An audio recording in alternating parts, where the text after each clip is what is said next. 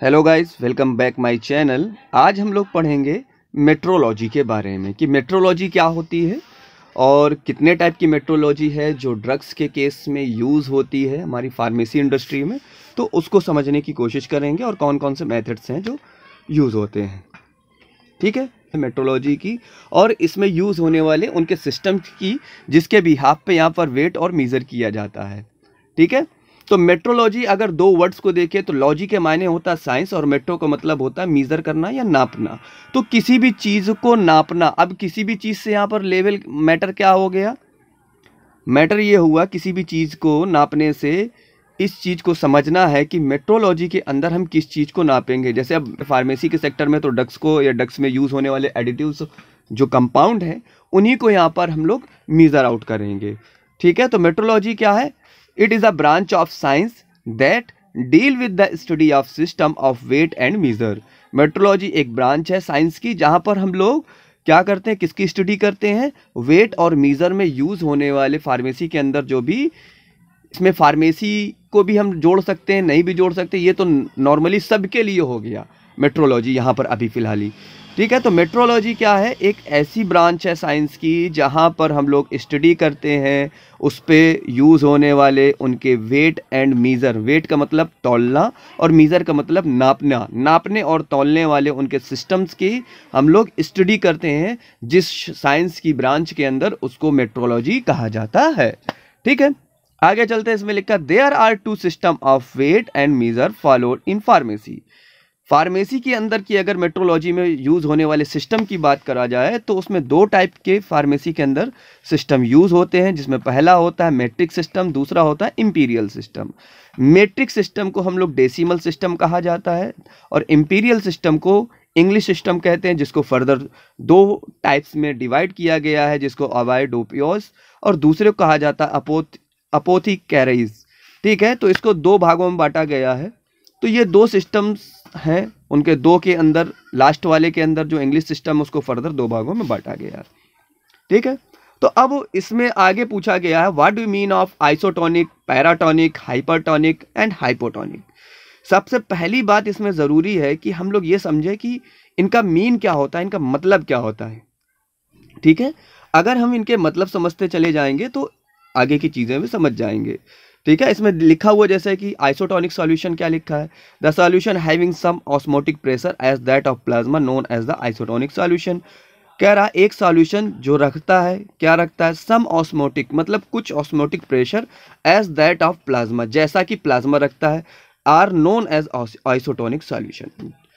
कहने का मतलब जो ब्लड में पाए जाने वाला जो प्लाज्मा होता है उसका जो आइसोटोनिसिटी होती है या उसका ऑस्मोटिक जो प्रेशर होता है वो सेम उस आइसोटोनिक सॉल्यूशन के कंपैरिजन किया जाए तो बराबर रहता है या सेम रहता है। ऐसे सॉल्यूशन को हम लोग आइसोटोनिक सॉल्यूशन कहते हैं। लेकिन अब यह बात यहाँ पर यह आती है कि ऑस्मोटिक प्रेशर क्या होता है। अब जिसने ऑस्मोटिक प्रेशर नहीं समझा तो पहले उसको समझने की ज़रूरत है। तो सबसे पहले इसमें चीज़ देखते हैं कि ऑस्मोटिक प्रेशर क्या होता है। लिखो, देखो इसमें लिखा है the diffusion of solvent molecule from region of lower solute concentration और region of higher solute concentration through a semi permeable membrane. कहने के मतलब क्या हुआ, डिफ्यूजन वाला जो नियम है उसमें कि जो मॉलिक्यूल्स होते हैं, ठीक है, molecule from a region of lower solute concentration to region of higher solute concentration, मतलब लो से जब हाई की तरफ मॉलिक्यूल का मूवमेंट शुरू हो जाता है, इसी क्रिएशन को या इसी रिएक्शंस को हम लोग क्या कहते हैं? ऑस्मोसिस कहते हैं। ठीक है, और इस किसके थ्रू होता है? बीच में एक सेमी परमिएबल मेम्ब्रेन होती है, उस मेम्ब्रेन के थ्रू जब एक कंसंट्रेशन एक तरफ, जिस तरफ मॉलिक्यूल का कंसंट्रेशन कम होता है और वो कंसंट्रेशन से मॉलिक्यूल मूव करने लगते हैं हायर रीजन्स की तरफ, कंसंट्रेशन की तरफ, सॉल्यूट की तरफ, तब इस कंडीशन को हम लोग कहते हैं ऑस्मोटिक कंडीशन। और जो वहाँ पर प्रेशर क्रिएट होता है उस प्रेशर को कहते हैं ऑस्मोटिक प्रेशर। ठीक, अब इसमें सेमी परमिएबल मेम्ब्रेन भी होती है। ठीक है, तो ये बात यहाँ पर समझ में आ गई है। डायग्राम भी देखो इसमें दिया गया हुआ है। ठीक है, जिस तरफ मॉलिक्यूल कम होते हैं और दूसरी तरफ ज़्यादा है तो कम वाले मॉलिक्यूल जो ज़्यादा की तरफ मूवमेंट करने लगते हैं और इनके बीच में जो एक प्रेशर क्रिएट होता है, ठीक है, उसी को कहा जाता है ऑस्मोटिक प्रेशर। ठीक, चलो अब आगे चलते हैं उसमें डिफिनीशन की तरफ अपने। तो हम लोग बात कर रहे थे आइसोटोनिक की, पैराटोनिक की और हाइपोटोनिक की। तो इसमें बेसिकली भी थोड़ा थोड़ा सा बताया गया, बाकी आगे डायग्राम के साथ बताएंगे। तो ये बात यहाँ पर क्लियर आउट हो गई होगी कि आइसोटोनिक सॉल्यूशन किसको कहा जाता है। पैराटोनिक की बात अगर करते हैं तो पैराटोनिक का मतलब होता है जब जहाँ पर जो ऑस्मोटिक प्रेशर्स होता है, अगर प्लाज्मा के कंपेयर किया जाए तो डिफरेंट ऑस्मोटिक प्रेशर्स हो सकता है उसमें। मतलब हाइपर भी हो सकता है, हाइपो भी हो सकता है और आइसो भी हो सकता है। तो तीनों कंडीशन जहाँ पर हो सकती हैं, पॉसिबिलिटीज़ हों, तो ऐसी कंडीशन को, ऐसी सिचुएशन को पैराटोनिक सॉल्यूशंस कहा जाता है। और हाइपोटोनिक किसको कहा जाता है? हाइपोटोनिक अब जैसे समझते हैं कि हाइपर, हाइपो, पैरा, आइसो। ठीक है, आइसो का मतलब नॉर्मल, हाइपर का मतलब ज़्यादा। तो ज़्यादा किससे ज़्यादा होगा? एक नॉर्मल सिचुएशन तो होगी ऑलरेडी पहले से, जब उस नॉर्मल कंडीशन से ज़्यादा होगी तो उसको हाइपर कहा जाएगा, जब उस नॉर्मल सिचुएशन से कम होगी उसको हाइपो कहा जाएगा, जब उसके सेम कंडीशन होगी उसको आइसो कहा जाएगा, जब डिफरेंट डिफरेंट वैल्यूज़ आएंगी, मतलब कम भी होगा, नॉर्मल में भी होगा और ज़्यादा भी होगा, तीन टाइप की कंडीशंस अगर वेरी करेगा वहाँ पर, तब वो क्या कहलाएगा? पैरा सिचुएशन कहलाएगी। तो ये टाइप की सिचुएशंस होती हैं वहाँ पर। तो इन सिचुएशन को याद रखना माइंड पे, और उसी के बिहाफ पे उनकी डिफिनीशन को बनाया गया है, जो कि उसमें सॉल्यूशन के अकॉर्डिंग दिखाता है उस सिचुएशन से। अब बात करते हैं जैसे आइसोटोनिक सॉल्यूशन की। अब आइसोटोनिक सॉल्यूशन जो है किसके कंपेयर कर रहे हैं यहाँ पर हम लोग? प्लाज्मा मेम्ब्रेन के। तो प्लाज्मा मेम्ब्रेन के रिगार्ड अगर कर रहे हैं तो इसका कुछ स्टैंडर्ड होगा, इसका कुछ मीज़र होगा, उसका कुछ नॉर्मल रेंज होगा।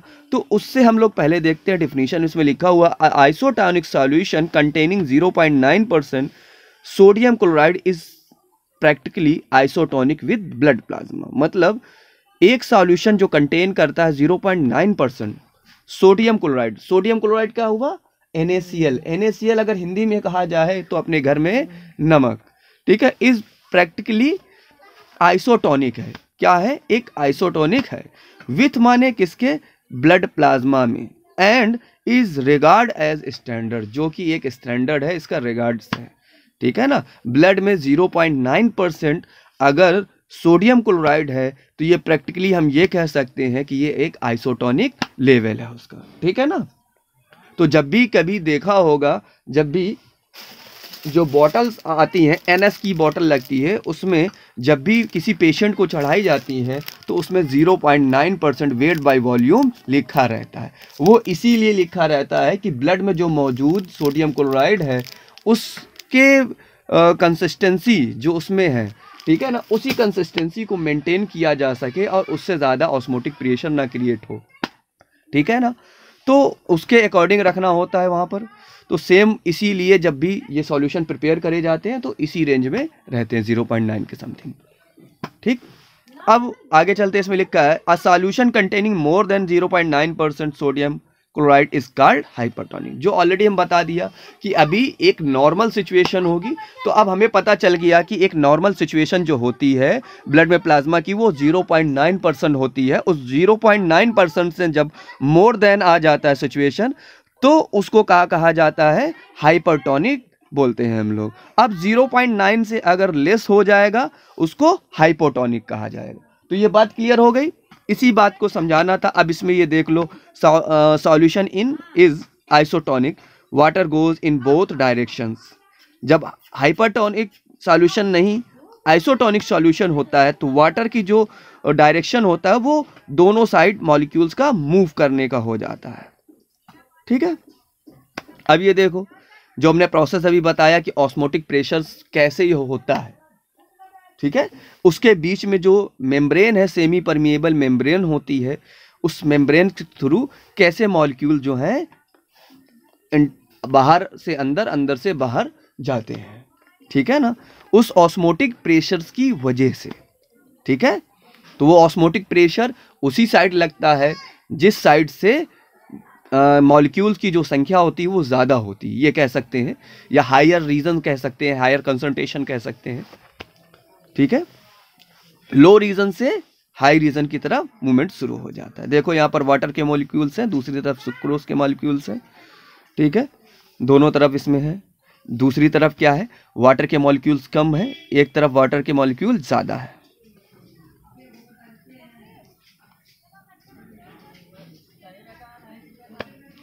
ठीक, तो ऑस्मोटिक की हमने डिफिनीशन ऑलरेडी बता दी। सेमी परमिएबल मेम्ब्रेन के बारे में भी बताया कि membrane which are allow solvent molecule to pass through but resist the passage of dissolve substance. ठीक है, कह रहा है एक मेम्ब्रेन होती है जो कि अलाउ करती है सॉल्वेंट मॉलिक्यूल्स को, ठीक है, पास थ्रू। एक सॉल्वेंट मॉलिक्यूल, एक होता है सॉल्यूट, एक होता है सॉल्वेंट। सॉल्यूट और सॉल्वेंट दो अलग अलग चीजें होती। सॉल्वेंट जैसे हम लोग नमक और पानी का अगर घोल बनाए तो नमक क्या होगा, नमक को पानी में घोलेंगे ना, डिजॉल्व करेंगे, तो नमक क्या हो गया आपका, सॉल्यूट हो गया, और सॉल्वेंट क्या हो गया आपका, वाटर या पानी हो गया। तो वही कह रहा है यहाँ पर, जो सेमी परमिएबल मेम्ब्रेन होती है वो अलाउ करेगी, किसको अलाउ करती है, सॉल्वेंट मॉलिक्यूल को पास थ्रू, ठीक है ना, पास करने की परमिशन देती, बट माने लेकिन resist the passage of dissolve substance, लेकिन उसके साथ घुले हुए मॉलिक्यूल को रेजिस्ट करती है, रोकती है उस लेयर को क्रॉस करने से या उस मेम्ब्रेन को क्रॉस करने से। ठीक है ना, वही होती है सेमी परमिएबल मेम्ब्रेन। कह रहा excess of solvent molecule passing in one direction create a pressure called osmotic pressure.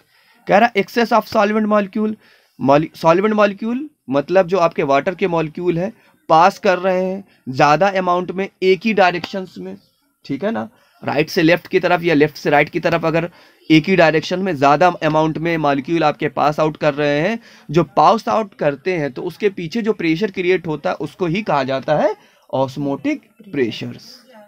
ठीक है, अब ये बात हमें लगता है क्लियर आउट हो गई होगी कि आइसोटोनिक क्या होता है, हाइपरटोनिक क्या होता है, पैराटोनिक क्या होते हैं। ठीक है, तो इसी में फिर से वही बात कही गई है, solution having same osmotic pressure also osmotic solution are not necessary. ठीक है, पैरा में वही बताया गया solution with different osmotic pressures.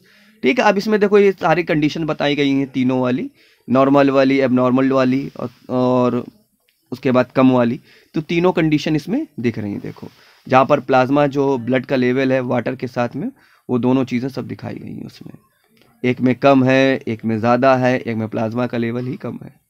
ठीक है, तो ये तीनों इसमें रिजल्ट आइडेंटिफाई करना है कि कौन सा क्या है इसमें, हाइपरटोनिक कौन सा है और पैराटोनिक कौन सा है।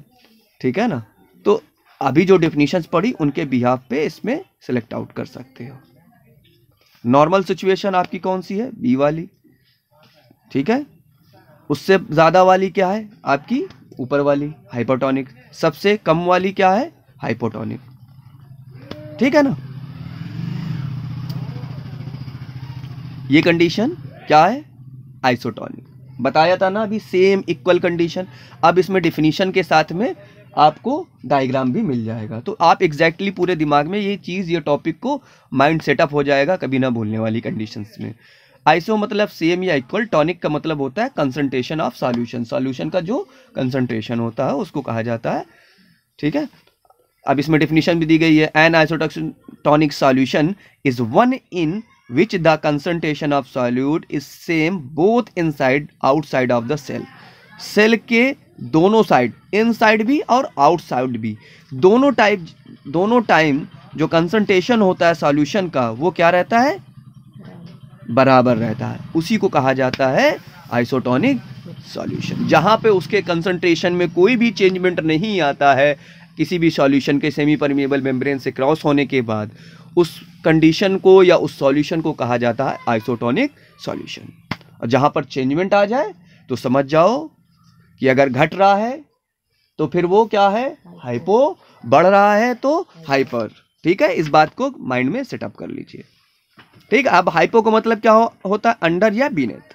अब ये कंडीशंस है, टॉनिक तो concentration of solution, A hypotonic solution is one of the which concentration of solute is greater inside the cell than outside of it, less solute more water in solution।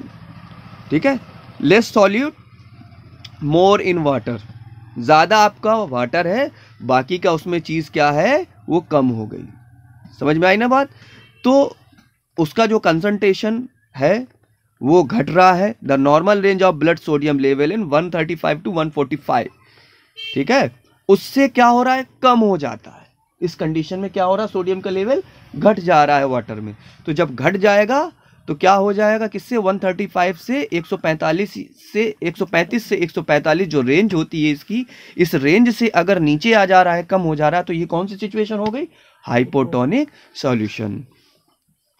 ठीक है, hypertonic का में भी यही है कि अगर 145 से एक्सेसिव साल्ट है उसमें तो हाइपरटोनिक हो गया है।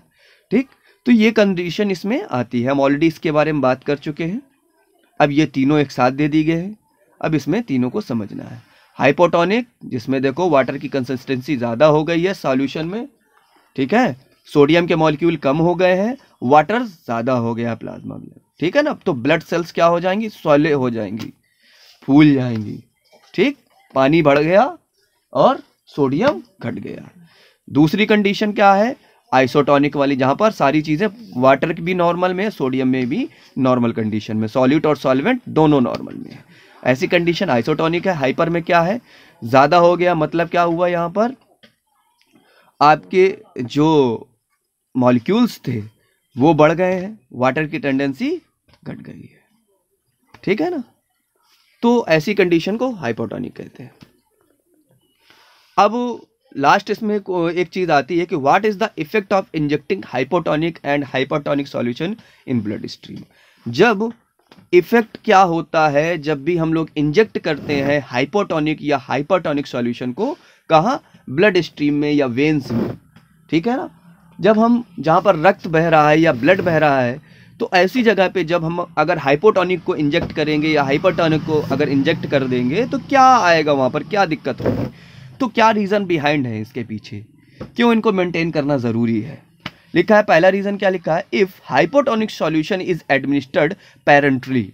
पैरेंटल का मतलब जानते हो, मतलब आईवी रूट से या ब्लड रूट से देने वाले इंजेक्शन, ठीक है ना, इंजेक्टेबल कह सकते हैं। कि इफ़ हाइपोटोनिक, हाइपोटोनिक का मतलब जिसमें कम है, जिसमें कम है, सॉल्यूट कम हो गया, वाटर के लेवल बढ़ गया। If hypotonic solution is administered parentally, ठीक है, क्या होगा, endosmosis will occur resulting in haemolysis of RBC, breakdown of RBC. मतलब क्या होगा, हीमोलाइसिस की कंडीशन आ जाएगी। ठीक है, हीमोलाइसिस का मतलब क्या हो सकता है, ब्लीडिंग होने का खतरा बढ़ सकता है। ठीक है ना, तो ऐसी कंडीशन आ सकती है यहाँ पर। तो क्यों होगी, क्योंकि आरबीसी रैप्चर हो जाती हैं, और आरबीसी रैप्चर होने में क्या होता है, ब्लीडिंग होने लग सकती है, नाक से ब्लड आ जाएगा, यूरिन से ब्लड आने लग सकता है, टॉयलेट में ब्लड आने लग सकता है। तो ये कंडीशन हो सकती है। तो समझ में आ गया। दूसरा कंडीशन क्या हो सकता है, अगर हम हाइपरटोनिक दे दें, डायरेक्टली बराबर ना करें, आइसोटोनिक ना दे, हाइपरटोनिक सिचुएशन दे दे, तो लिखा है if hypertonic solution is administered parentally.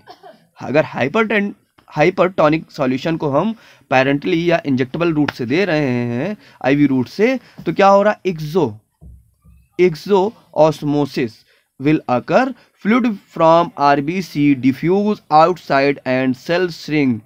ठीक है, क्रेनुलेशन अकर। कहने का मतलब क्या हुआ कि हाइपरटोनिक सॉल्यूशन एडमिनिस्टर करने में एक्सोऑस्मोसिस की कंडीशन आ जाएगी। ठीक है, एक्सोऑस्मोसिस वाली कंडीशन आ जाएगी, जिसमें क्या होगा, फ्लूइड फ्रॉम आरबीसी से डिफ्यूज होकर बाहर की तरफ निकलने लगेगा। जो रेड ब्लड सेल्स के अंदर जो फ्लूइड जमा हुआ है वो क्या होगा, वो बाहर की तरफ निकलने लगेगा। तो आरबीसी कैसी हो जाएंगी, रैप्चर इसमें भी हो जाएंगी, श्रिंक हो जाएंगी, बिल्कुल कंस्ट्रिक्ट टाइप की हो जाएंगी।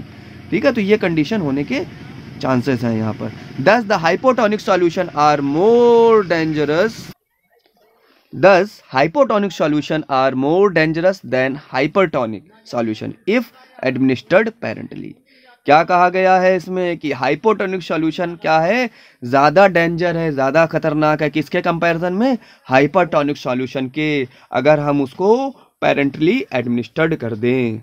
ठीक है ना, तो इस बात को ध्यान रखना कि ये सॉल्यूशन को हम लोग क्यों प्रिपेयर करते हैं, क्यों, और ख़ास करके जो लोग एनएस बॉटल को देखना कि उसमें क्यों ऐसा 0.9% लिखा रहता है। तो हमें लगता है कि आज ये बात क्लियर आउट हो गई होगी, माइंड में जो डाउट्स थे वो सब क्लियर हो गए होंगे।